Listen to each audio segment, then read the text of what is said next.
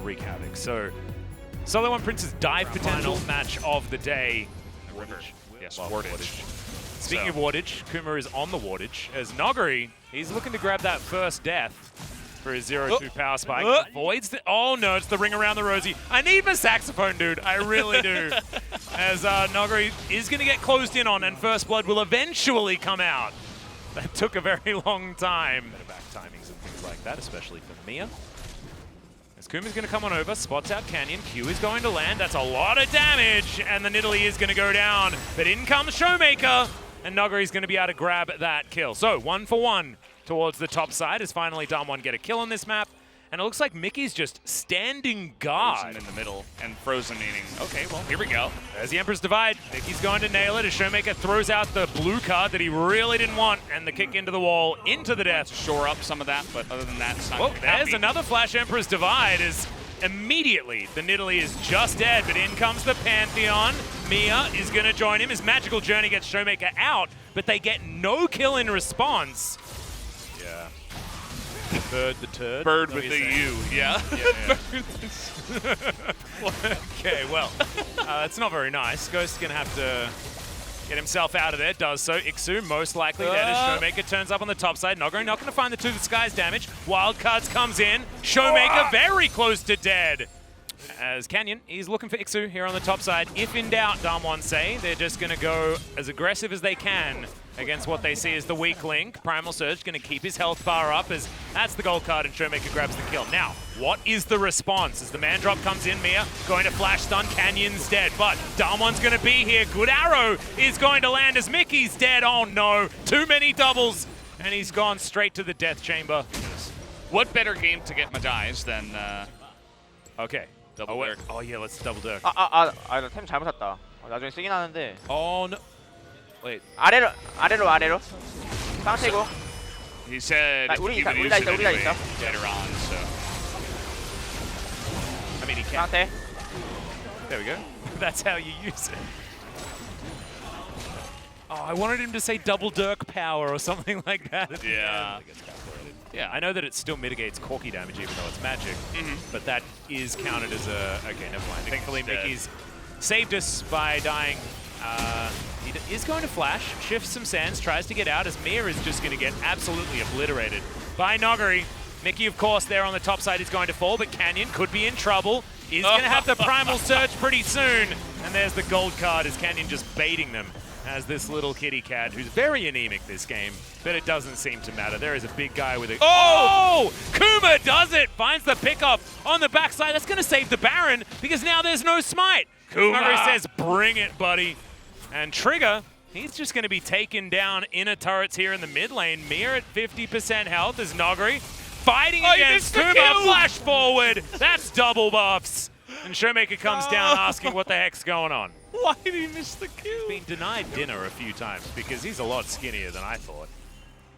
If that was an Ash arrow. Yeah, well, that would have hit. Like, Oh yeah, actually that from much farther of a distance away from the champion. Comparison's different. He is in the game, therefore the arrow should hit.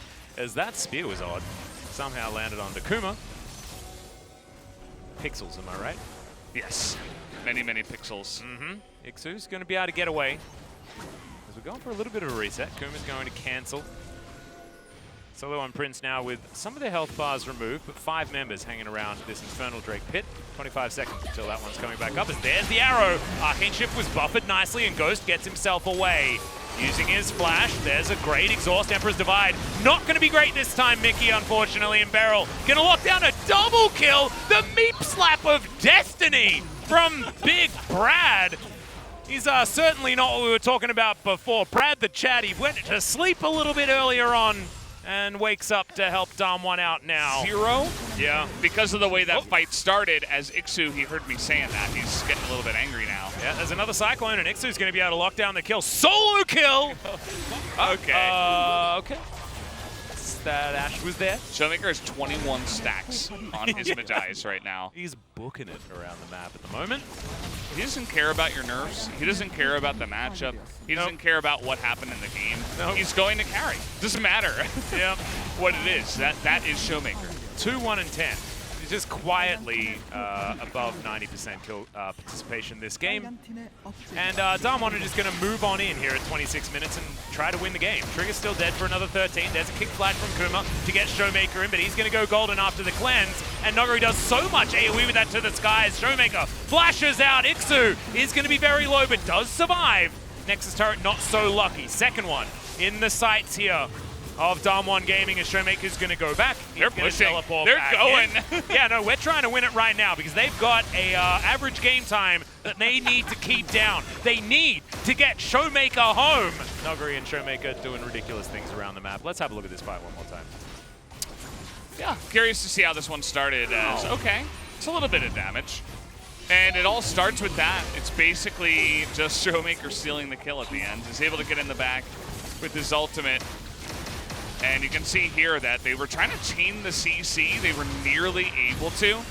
Looks like Showmaker waited to get the gold card before he went for the stopwatch and the flash. So he's able to get out of there anyway. They don't take anyone out in the play. And not very relevant, as Q going to connect. Mia, he decided that he wanted to Grand Skyfall in, but he doesn't want to anymore, as Ghost is going to take matters into his own hands, finds himself his first kill of the game. Beryl flashing forward, trying to get those meeps at the ready. They're not going to be able to find too many kills just yet. Now with Mia dead, 4 versus 5, 2 inhibitors now down, Damwon. Now you don't want that average game time to go up by too much. Sitting at 28 turret right now. They're holding on. Yep, the pretend Nexus turret is set up. There are some minions here. Noguri immediately going to cleanse. I think that was a QSS that he picked up. There's, oh no, not going to be able to find any kicks. Ghost is going to grab his second, and that is Tempered Fate, allowing for the dive. Tempered Ohmwrecker. They don't dive. I don't really feel like doing that just yet, as Ghost must have been so bored, as now he's going super aggressive. Ixu getting out from underneath the turret as the flash forward from Canyon. Not going to be a pentacle this time, but still going to be a win here for Damwon, as Empress Divide is going to get stopwatched. Mickey's going to go golden. And wait, Ixu, don't kill the Nexus. No, don't kill him. Don't kill Ixu. He's dead. He's dead whether you like it or not. He didn't deserve it. He Now didn't deserve it. As the Nexus is going to go down, Damwon, an understandable victory, a predictable victory. Off the face of the planet in the entirety of the game. Yeah, I mean... We're back after Damwon Gaming versus Horeon Prince, game number 1, and Damwon is starting off with a win of the series. I think both sides were going with the picks that they are confident in. Very proactive and aggressive picks, especially on the side of Horeon Prince. And they were able to kind of keep their characteristic of very proactive and aggressive playstyle. But this time around, Damwon Gaming, they were focusing on their mechanics for the laning phase, and they knew how to snowball the leads till the end of the game. Even though they did make some mistakes, they were able to still close out the game. It was really impressive that Noguri went for a blind pick, and still Damwon Gaming did not ban away Aurelia or Lucian. And Horeon Prince was not able to execute some of the aggressive pick going over to the top lane, and Wukong as well was not performing that well. However, Horeon Prince was having a decent early game, but they made some critical mistakes that kind of enabled Damwon Gaming to turn the whole table around. Based on their priorities, Horeon Prince was able to take this dragon. Jace already raised the tier 1 turret on the top side, so Wukong was not supposed to clear out the wave here on the top lane because most of his teammates were actually at the bottom side of the map getting that dragon. So it was a very natural result to see Ixu fighting the dust over here. And also the spear landed on Wukong, the real Wukong, so that was also a critical shot coming out from Nidalee. At this moment of the game, Ezreal was at the bottom lane and Jace was also grouping up.